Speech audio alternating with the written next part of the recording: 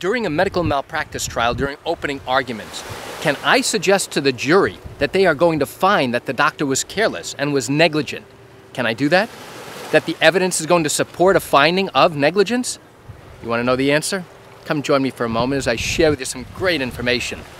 Hi, I'm Gerry Oginski. I'm a New York medical malpractice and personal injury attorney. If I try and tell the jury that they are going to find that this doctor was careless or negligent, you know what will happen? In all likelihood, the defense attorney is going to jump up out of his seat, make an objection, and yell out, "Judge, he's not allowed to suggest to the jury that this doctor was negligent or careless." Why is that?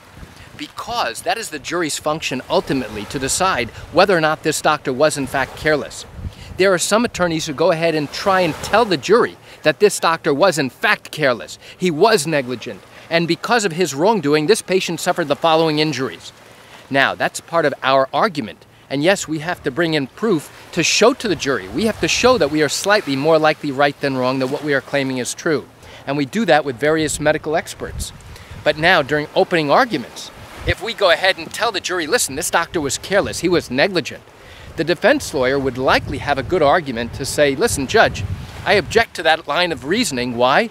Because the jury is here to decide whether or not this doctor was careless, whether he violated the basic standards of medical care. It is not Mr. Oginski's job to tell them that this doctor was careless, but rather it is their function at the end of the case to make that considered determination about whether or not he was in fact negligent and careless.